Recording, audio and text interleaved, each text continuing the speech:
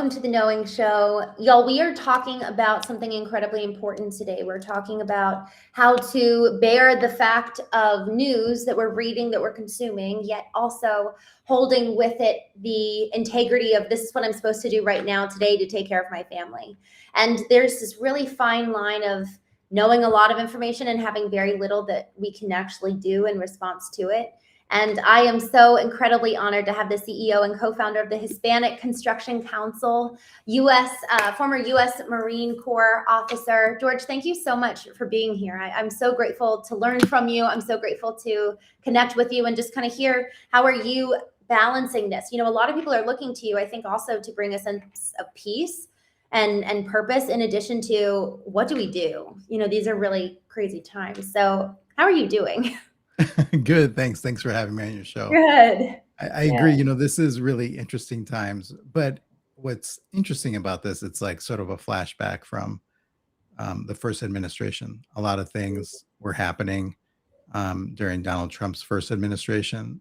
This time it feels different, but it is a reminder of what that felt like. Well, and you're getting it from so many different angles, I would imagine. I mean, obviously you're a provider for your family. You are a business owner. So you've got the entrepreneurial angle, but you've got a lot of people. How many people are in your the construction council? A little bit over 100,000. Like, that's a lot of people who are looking to you. So what are the questions they're asking, and how are you kind of combating that? Well, I think over the past year, the conversation changes with sort of like the news cycle because, you know, for me, what's happening right now in the country just doesn't affect the construction industry. It affects me personally, just my culture, my family, when we talk about immigration. So there's a lot of people out there that are really scared of, you know, what do they do? What does that transition look like for the people that decide to leave? And many have decided to leave. Others are trying to understand what their rights are. You know, if they were to get incarcerated. I think that there's a lot of people that are doing the right thing also, right? Like they're showing up to their appointments. They have been showing up for years, you know, for many of the DACA recipients, and they're getting deported even though they're doing the right thing. So I think that right now, you know, for my community and for the ones that are undocumented, there's a lot of uncertainty. But it's not as easy as just saying, you know what, I'm just going to go back. Like for many, they've lived here for generation over generation. They've been here a very long time. There is nothing to go home to.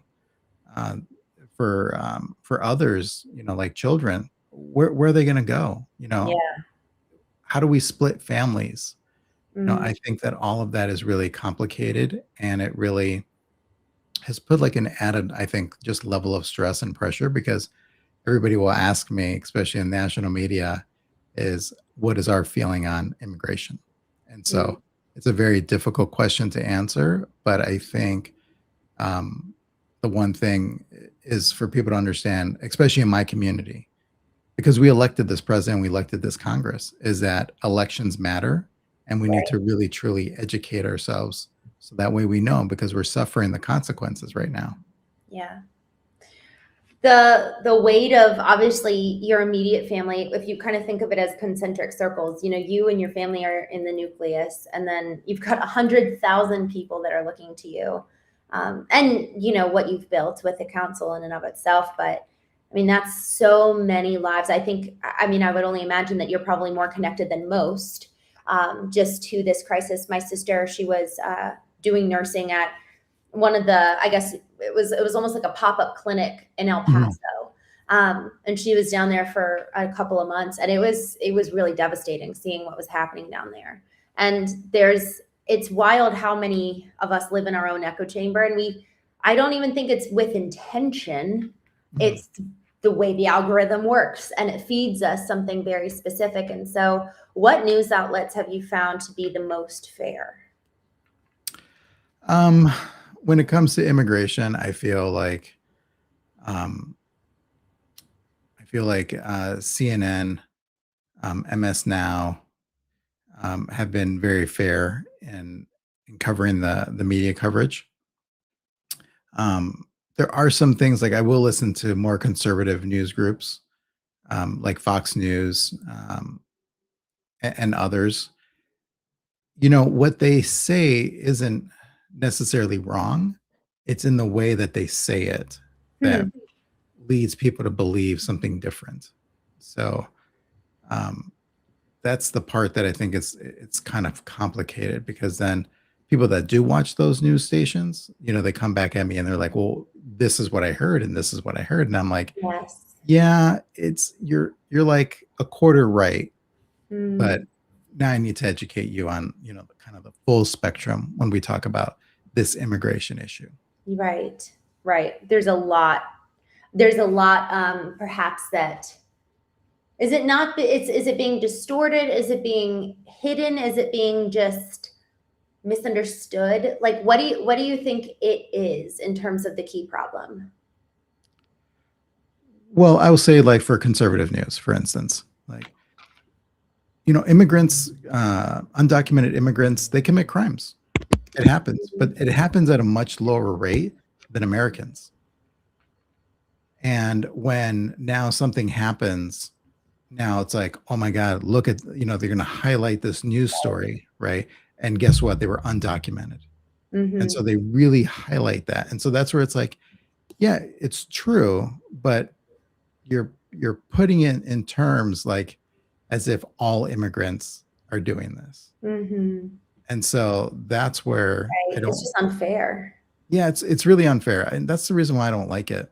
Yeah. So Yeah. it's just tell the truth. And I think right now with immigration, especially what we saw over the wintertime, honestly, it doesn't even matter now whether you're brown, black, white. If they believe that you're an undocumented immigrant here, they're going to pull you over. They're going to stop you. And there's really not a system. There's no checks and balances here right now in the system. I think, man, that's one of the most important things. And for those of you who are watching, I'm so grateful to have the CEO and founder of the Hispanic Construction Council. And to what we're talking about now, these concerns are far-reaching beyond just the Hispanic community.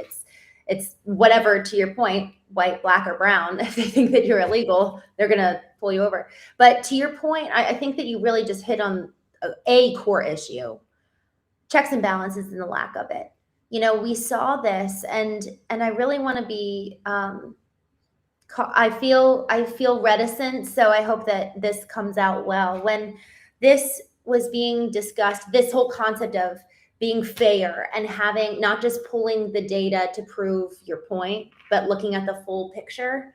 What you were just saying, where it's like, okay, yes, this one isolated event happened, or maybe many did, but out of the full picture, what small percentage of it is of the full community and representing it?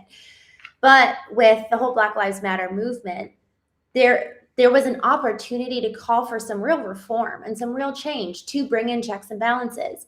And that for me actually felt like a real missed opportunity, that there wasn't a like pushing of legislation of, we want to see real change in this area of, let's just have a mental health check for our police officers every year. That seems like a really good idea.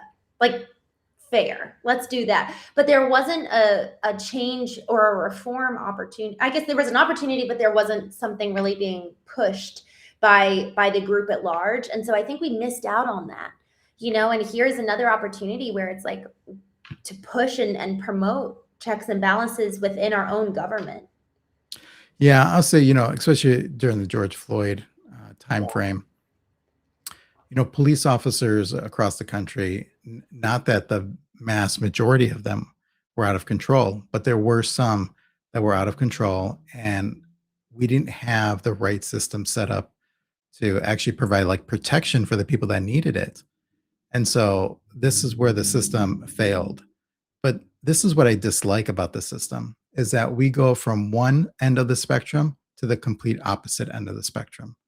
And it just doesn't work. I used to be a police officer, so I can talk from experience.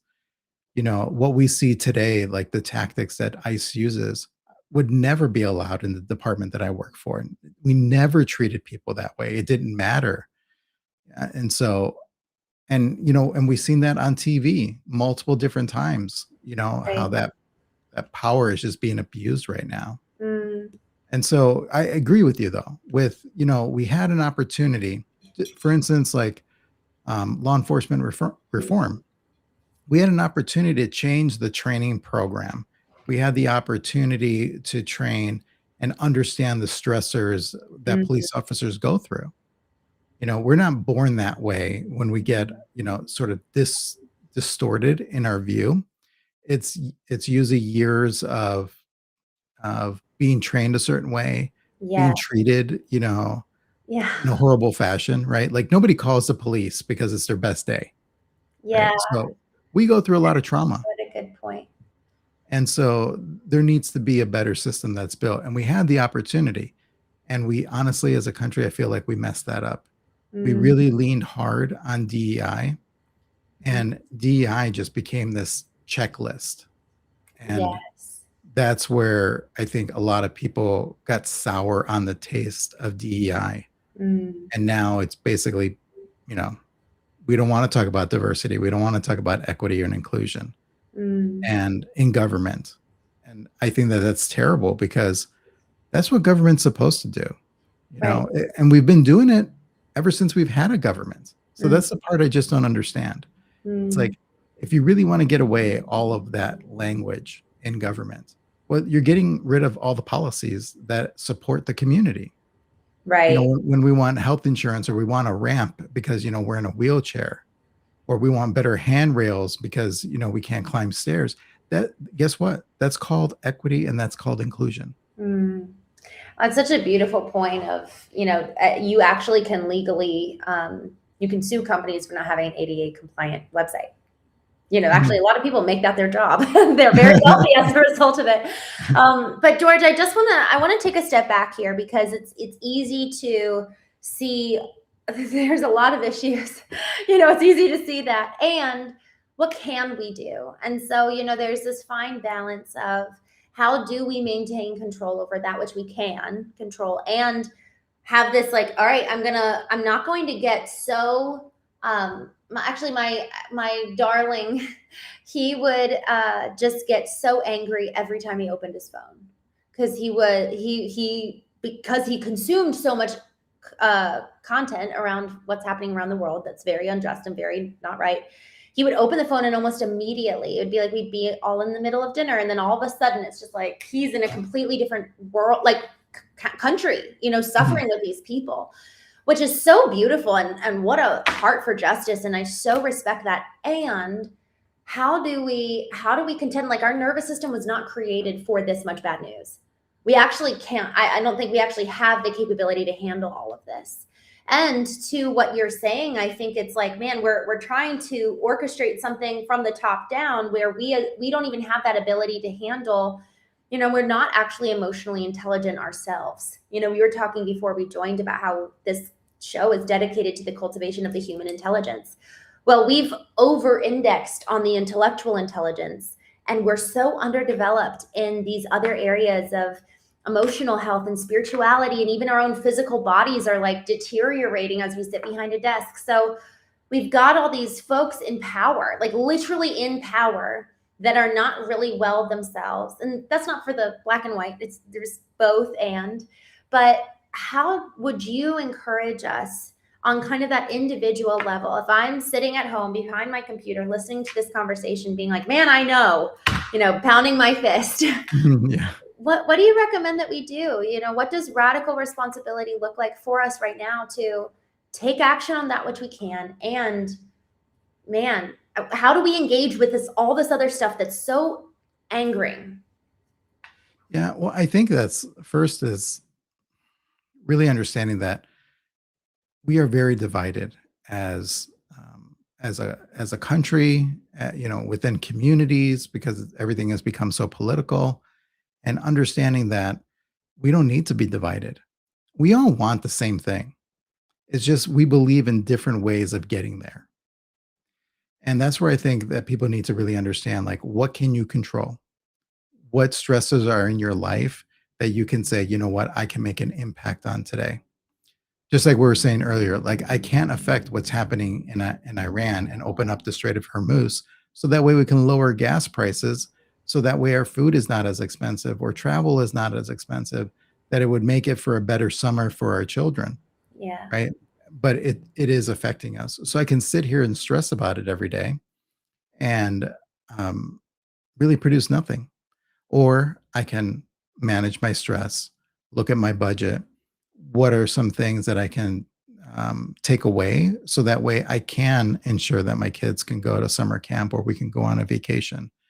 Maybe I'm not going as far. Maybe I need to modify my trip plans because this is more affordable. Yeah. It's a bad place to be in no matter what, and you Mhm. might not be happy with it, but I think we need to sort of like get away from some of these things and understand that family quality time, taking care of yourself, that really matters. And if we remember just a few years ago, we were all locked down and we learned that family was important. We learned that self care was important. But the minute we lifted that state of emergency, we all went back to old habits. Wow, I so appreciate that, and it's almost kind of like what we did with the diversity and like DEI. It was like, oh, this is important, and then once the emergency faded, we all just returned to our old habits. So to that point, I actually have a question from one of our guests watching. But before I get to that, I want to ask you, how have you been able to implement real change in your life, like fundamentally change a habit or a behavior at its roots? Because we just had looked at two examples where it was like actually for a couple of years, we saw what COVID did and then we saw what DEI did. But then, man, it was like once the emergency was gone, we just defaulted. So, how do we have permanent change in our lives? Well, I think, I'll be incredibly vulnerable right now. I think for the past 5 years or so, ever since the pandemic, stress has changed dramatically. Like during the pandemic, I was an executive at the health authority. And so we were right in the mix of the pandemic.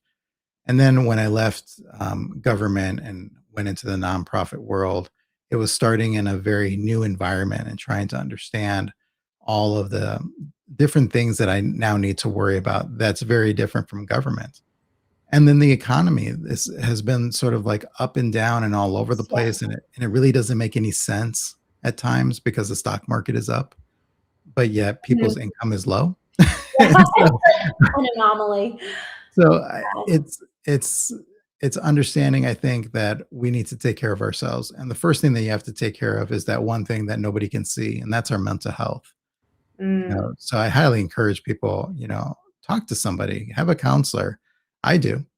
I need it in order to be able to just relieve that level of stress. yeah, And it's great to be able to talk to somebody um, that's a professional right. and knows how to take care of my needs at times. And Mm, so that's one of those things that we really put off to the side.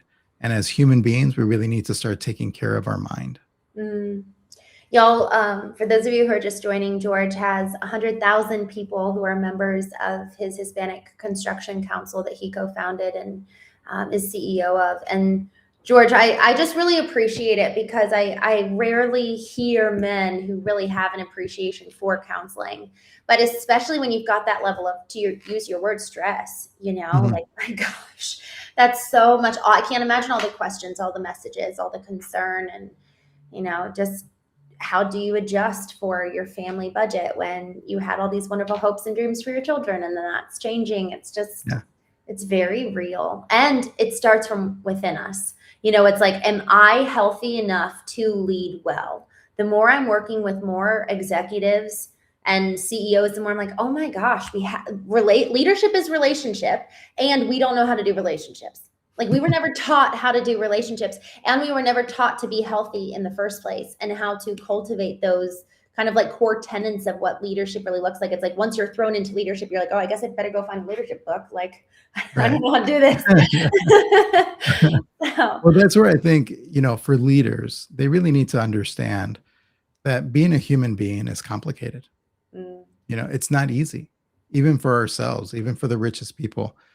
Life is hard. Life is not always easy. And you mm, have to have a level of empathy. You can still manage expectations and have empathy, but understand that nothing moves without the staff. And so if you're not taking care of your people, if you don't know how to communicate with them, if they're not willing to follow you, or they just fear you, or they just are there because they need the paycheck, Mm, you're not getting the best quality work. And so that's where I challenge managers. Start taking care of yourself. Start mm, understanding who you are as an individual and start seeing some of those flaws in leadership, especially when it comes to micromanagement. I think that is just really degrading. And then how do we talk to our staff? Do we even talk to them in the first place? Or do mm. we only talk to them when we have something negative to say? I love that. I just want to repeat two things that you said here. Mhm. Um, you can still have expectations with empathy. I really, really appreciate that because it does feel like sometimes it's one or the other. You hear because when you use this word earlier, self-care, I think self-care has kind of had a little bit of for me, it's been negative, a negative branding to it where it's like, take your bubble bath. Don't do anything hard. Don't hold yourself to a high standard. And it's like, well, actually, no. What if it actually means taking care of yourself? Maybe it actually does mean a bubble bath so that you can love and serve well, so that you can actually give your best, so you can show up your best, so that you can really be a safe place for those around you because they never have to walk on eggshells again because you're now reliable and predictable in the way you show up and they know that they can count on you, etc. So it's self-care for the purpose of others. It's we fill ourselves up for the purpose of giving and pouring out. But So, see, that's where the expectation I think has changed mm, amongst leaders is they believe we should be working more and harder and longer and not always necessarily being compensated correctly. And that's just the expectation, right? Because for me as a business owner, if I work 24/7, then I'm going to expect my staff to work 24/7. And so that's the problem that I have with some of the leadership style is you're not necessarily trained as a good leader. And now you're training future leaders with, very negative practices and that you yourself need to change because you are affecting the next generation. mm, And that's where, it's funny. I'll tell you a quick story. Like I would always put my managers through a test. I would say, um, when it came to bathroom breaks, and how would they handle someone that had to go to the bathroom really bad compared to somebody who needed to have a cigarette? How would you treat them differently? mm, And everybody was super hard on the person that needed that cigarette, but mm. had more empathy and understanding for the person that needed to go to the bathroom. And I said, well, why? Tell me what happens to their body when they need to go to the bathroom really bad. And everybody would say the same thing. Oh my God, you start sweating, you just can't hold it in, you're fidgeting, all these different things. And I was like, okay, so now tell me what happens to somebody when they're addicted to cigarettes Interesting. and they don't get a break to be able to smoke. What happens? And so then they describe the same thing. I said, so you have the same situation. You just lack the empathy of understanding how those two situations are similar. Yeah, that's So good. that's where their own bias comes into play. That's so good. And the concept of empathy, like really truly putting yourself in someone else's shoes and imagining, like Yeah. recover the art of imagination as Yeah. a leader so that you can understand. But then maintaining still expectations. I have you ever heard of EOS? No. I'm just starting. I've heard of it before in kind of the entrepreneurial world, but I haven't ever really seen it in action. Mhm. Effectively, it's a operating system for executive teams. And the concept is you've got a visionary, you've got an integrator, and there's these set roles that you kind of form your team and you put people in these roles. And then it's very systematic in the way you run your meetings and the way that people report. And what I love in that process is that everybody kind of creates their own scorecard. Mhm. And in that process, I can hold myself accountable. We all sit and look and it's like, hey, you can see that you're not hitting this week after week after week. What's going on? And Yeah. it's no longer this kind of like, evasive metric of success where it's like ambiguous and we don't really know what does success mean to me, but what does it mean to you?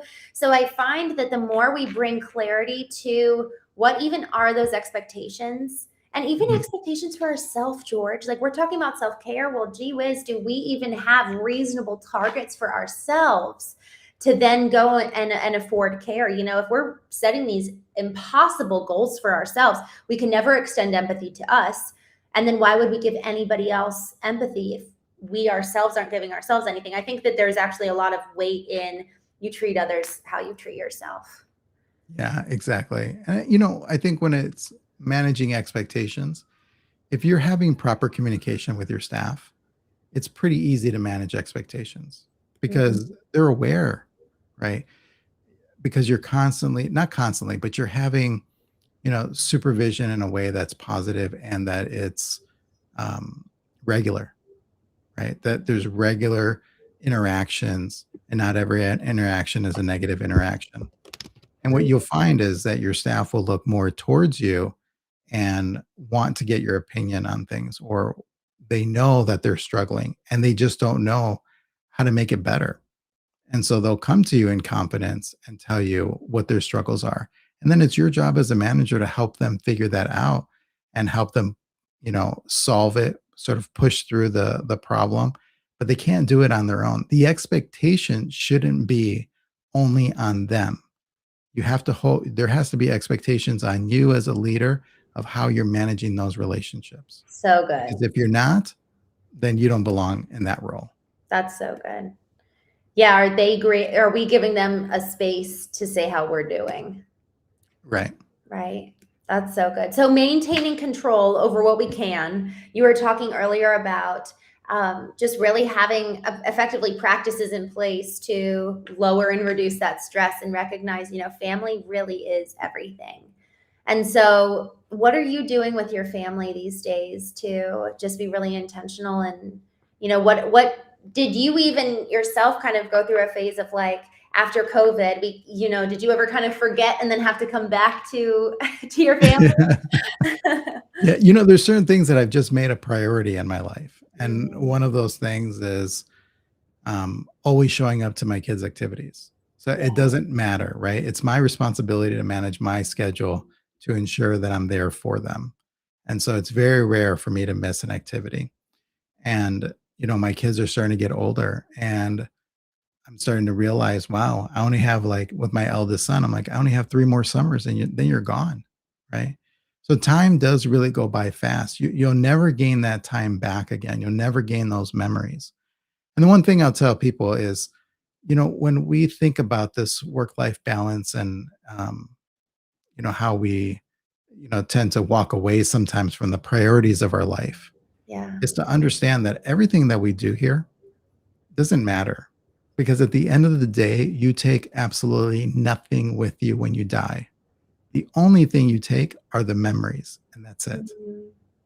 And then all you have after that is the people that miss you because they knew you. So that's something to really look at and take into consideration when you're thinking about what what is important to me and how do I manage that? How do I manage those expectations not just at work, but also with my family? Because I've only got one shot at this. Mm. So beautifully stated. This is so in alignment with just our values here. I have my book coming out this summer, and one of the questions that the entire book is predicated on is how then shall I live? Mhm. And I think that it's just an ongoing. It's an ongoing choice every day, and each decision adds to the writing of our legacy. And we Yep. don't think that way. It's always a someday thing. And so just what you're saying, it's so beautiful and so important, George. Somebody on the Knowing Show a couple months ago, he mentioned that 90% of the time we get with our kids is under the age of 18. And Mhm. if we're lucky, they'll love us enough that maybe it's a 2080 or something. But man, when he said that, all of a sudden it just all shifted in terms of priority. You do not get that time back, and you probably won't get more of it if you didn't invest more of it before. That's Exactly. so beautiful. Was that modeled for you? Like, where did you kind of have that revelation? Well, so I grew up like I had two wonderful parents. Mm, They were both immigrants to this country, and they worked really hard. They lived the immigrant story, right? They worked 2 to 3 jobs. They worked at night, middle of the day, didn't matter, mm, always to be able to provide for their kids. So I basically grew up alone at times.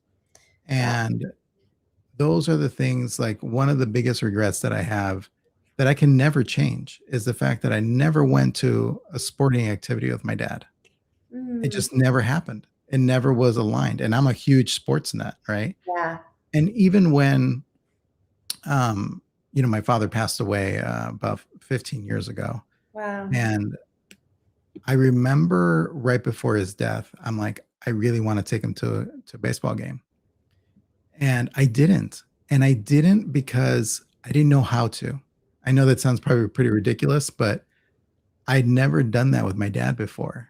So I didn't know how to like do that, you know? Yeah. Um, but we did other amazing things. And so that's when I became a father, which my son was born 3 months after my father's death. And so um Oh, oh my I God. I I made this expectation of myself that I said, there's only one thing I want to teach my kids, and that is to know how to love and how to accept love. That they know that their father loves them because Wow. everything life is going to teach them. I promise you. And I was just laughing about it with my wife last night. I mean, I was cracking up hysterically, like tears coming out of my eyes because being a parent is stressful. And I started thinking about all the things that I had done to my parents when I was a teenager. And I was like just laughing, just cracking up because you kind of forget. You forget where you came from. And it's like you're almost being a hypocrite by Yeah. saying what you're saying? And so it's like figuring out how are you going to raise your kids for them to be able to listen to you. And your kids won't listen to you if they don't feel that you love them. Mm, mm. All right, we're done. George, that's so, so good. And to add a little bit of complexity there, how did you get to know your kids on that personal level so that they felt loved? I think from the moment that they were born, I absolutely fell in love with them. Like, I will tell you, just like every parent knows, you don't know what love is until you have your child. Like, Mm, that is pure 100% total love.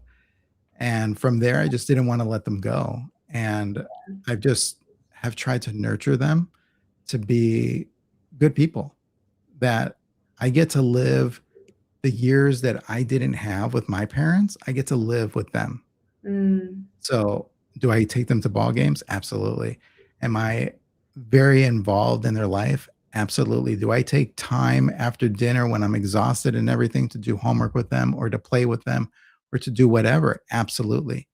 I mean, there's times where I'm at the movie theater and I'm sleeping because I'm so exhausted, but I promised them that I would take them to the movies, right? And so I go anyways, even though I'm exhausted. But that's what trust me, like, there's been times my kids have surprised me and they tell me and they say, "We see what you're doing. We appreciate it." And it's like, "Oh my god, wow.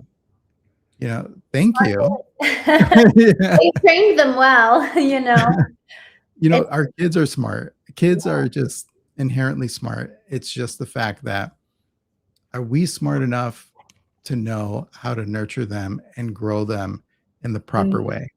And again, it kind of goes back to management style, right?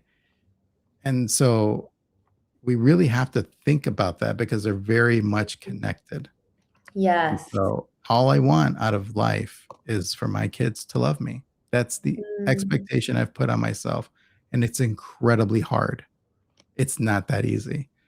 They mm, do love me. They know what I do for them. They know I'm not like the regular dad, but there are times where they hate me, you yes. know, and that is hard. Those are hard moments for me. And Mm, does it make me sad? Absolutely. But it's also the part of being a teenager. And that's the reason why I was cracking up about all the things I did when I was a teenager. And, yeah. that time to reflect. Well, and one of the things that I appreciate that you just did was bringing that parallel between business and the professional with the personal. I was sharing yesterday in a presentation, and this came on me probably a year into running my business, where I was like, oh, I need to run my personal life like I run my business. What's my mission? What are my values? How am I going to get there? Just like really, what's a strategy? And that speaks to, how do I wake up in the morning? How do I end my day? What are the habits I have in the morning? Who do I want to be? What do we want to build as a business? They're very similar questions. And then building and structuring our lives accordingly. And man, we have all this power that I don't think we really yield consciously. We're not really aware of it. We were talking earlier about kind of like, what's that first step to implementing and taking control of our lives where we can. And we were talking about mental health, and just the first step in emotional intelligence is to be aware of. And then it's understand, control, and convey one's own emotions. And then on the other side of that is handling interpersonal relationships with empathy. And so, can we really empathize with our children, with our coworkers, and have those systems in place in interpersonal relationships without that radical responsibility of going inward and knowing, being aware, understanding, controlling, and conveying our own emotions and knowing what's going on there. So, George, I really respect the way that you are living and leading. I mean, 100,000 people. It's a lot. It's a lot. It's a lot. It's a lot. Yeah. There's stress with it, but there's also reward with it. Yeah. And I can't honestly say that I know all 100,000 people. The only thing that I hope that I'm able to make is a positive impact. That the messaging or the studies that we do, the help that we try to provide, that it is helping, that people see some sort of value in what we do. I want to, if this is okay, I actually want to ask you 2 questions from the chat. One came in earlier, so we moved away from it, but I kind of want to return to it. How do you keep your anger in check during these times where it's just really, really challenging and really frustrating? And how does forgiveness fit into that? So I'll say, with anger, it's just like anything else. You have to take a moment to reflect. I'm not perfect. I get angry, right? When I do raise my voice, let's say, I need to take that moment when I've stopped communicating and really challenge myself and be honest with myself and say, did I do the best that I could with that communication? What was my intention of that communication? And then you have to really reflect, and you have to sometimes be hard on yourself, because there's moments, I think, that every married couple goes through, right? You know what the right answer is. You know what your partner needs, yet you're being too stubborn in your head to say the thing that you need to probably say. And so that's one of those things that I've tried to improve on. It's taking those moments and saying, what am I really fighting with? Is this more a me problem than a them problem? And so that has helped me change as an individual, is being really able to reflect and being hard on myself. Because what I've found is most times is I was fighting for the wrong thing. I had one thing in my mind, the other person didn't, because they didn't understand. I wasn't communicating effectively. I wasn't understanding what they were trying to communicate. And so sometimes we need to just be able to slow down with our communication. And we really need to, I think, really look at ourselves as an individual and see, how do we affect the people around us? If people tend to, avoid you, or, they just jump because, you've raised your voice, that tells you something. And it's not something you should necessarily be proud of. It, you know, it's telling you as a person, you need to tone it down a little bit. Yeah. You need to understand how you affect people. And so that's where I think, when we talk about managing stress and managing that communication, really, you have to take a lot of accountability to yourself and really be honest with yourself. So good. It's so hard to do that. I'm with you. I really, really appreciate that. Thank you. I have another question actually that's a very, very hard one. Mhm.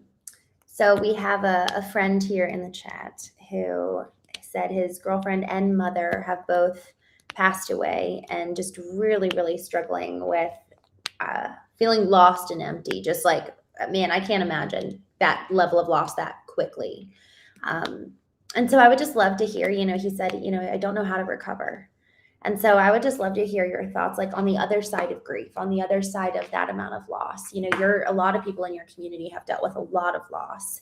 And so what would you say? Well, one, I'm sorry for his loss. It is difficult.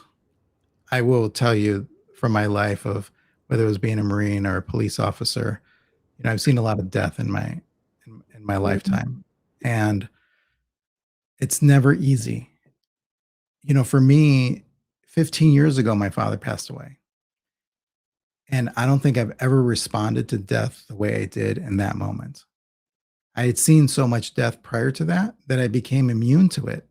But the moment my father passed away, the most influential person that I had in my life passed away, it completely changed me and the way I looked at death and the way I looked at life. And I'll be honest with you, like all these years later, I'm still trying to recover from that. It's Yeah. something that just stays with you always because you're always going to wish you had one more day with them. You're always going to wish that you can see them one more time or hear their voice one more time or get that Mhm. hug and kiss just one more time. That will never go away. And so it's being able to understand is like, how do you celebrate them? How do you cope with the loss? Because it's not them suffering anymore, it's you. And Mm. that's the hardest part of it. And for me, I'll just say, like, anytime I have to talk about my dad, any personal stories, I just start crying, and I can't stop. And I'm not a crier. And so it's hard, Mm. and I just think that there's nothing to recover from. It's just a part of your life now, right? Mm. It's just understanding that they're not here anymore. But trust me, all those memories, all those experiences, they'll never go away. They'll always be a part of you. Wow. Beautiful. And as you were talking, I was reminded of a quote. Um, it's a grief is existential testimony to the worth of the one loved. That Mhm, worth abides. And then he says, so I own my grief. I do not try to put it behind me to get over it, to forget it. And then he says, every lament is a love song. mhm. Wow, That's so true. beautiful thing. And it's so true. It's so, so, so true. I will say, to kind of add to that, my brother-in-law was killed by a drunk driver when he was 26 and he had a 3-week-old baby girl with my sister. And that was just so devastating. And, I did not want to heal for, it was about 6 years just because I wanted to keep him close. And I thought that the intensity of that grief and that pain would be the pathway to kind of his memory. And it felt almost like a dishonor to heal. And so I think that actually we all need to contend with that question, like what would it look like? Like why do I not want to heal? Because the reality is I didn't want to, and that was a reason. But when I really leaned into it, there was actually a much deeper reason that I came to realize that I actually had some shame around the day that I found out about the accident. I never called my sister. And I had never let myself remember that because I had shame underneath that grief. Mhm. And it was only when I went to kind of do the work to recover the shame and it was a very devastating process to get access to that shame to kind Yeah. of like let myself feel that level of grief. But it was interesting because I really, what is hiding within the bowels of shame or of grief? Could it be shame? Could it be the fact that we actually felt betrayed? I host knowing retreats, and someone was sharing about his brother who had died, and he realized during that retreat, I feel like my brother abandoned me. and I've actually been angry at him for dying. And obviously that's not logical, right? But that was really important for him to know, because that allowed for him to begin the healing process. Mhm. So what's hidden and laced within the grief that could potentially be preventing us from being able to get to the other side of it? Yeah, there's so many layers to it. Yeah. And, for me, there was a layer there where, because I was so close to my father, I felt like I had lost a part of me, right? Because every interaction that I have with my mother, it's not the same, right? Mhm. Because before I used to be with the two of them, and my dad balanced my mom out. And so now I don't have that. And Mhm. so can I be harder on my mom? Yeah, I can be. Because it's like I wish my dad was here. I wish he was here. My mom would act differently. Well, and that's the wrong way of looking at it. Yeah. But for me, it's what it comes down to is I miss my dad. There's so much that he impacted in my life. Mm. And one of those positive impacts was that my mom and dad balanced each other out. They were Yeah. together almost 50 years. And Mm. that relationship provided a good, healthy life for myself. And so now that that piece is gone, that person is gone, it looks different. And so you tend to want to blame somebody, like somebody needs to be responsible, for Mhm. this. And unfortunately, it's just a part of life. I'm sure you've heard it before, right? The moment we're born is the moment our clock starts to die, Mm. and that's so true. We never know when it's going to happen. And when Yeah. is enough time? It's just really hard. Mm. So make it every minute worth it. Exactly. And isn't that the truth? Y'all, this is our daily reminder here on the show of we are creating and writing our legacy every moment, every waking moment, even as we sleep. How often are we sleeping? How much are we sleeping? Are we really taking the fullness of this life to the greatest extent that we can? And George, I'm just so grateful for everything we've discussed today. Grateful for you, and I'm glad that these 100,000 men and women have you to look to. And I know that you've built out a leadership council in addition to yourself, but what a blessing that is. So thank you for joining us today. I'm grateful for you, my friend. No, thanks for having me on the show. Yeah. Y'all, thank you so much for joining us. George, where can they learn more about you if they know anyone who wants to join the council? If they want to join, what can they do? Yeah, they can go to the Hispanic Construction Council.org. Our website is down right now because we're going through a massive upgrade. Nice. But there is a landing page, and so we'll be up within a few days. Great. Well, y'all, I will see you tomorrow. We are going to be going live at 11 a.m. Eastern, 8 a.m. Pacific, and I will see you there for our daily knowing show. I'll see you then. Thanks, George.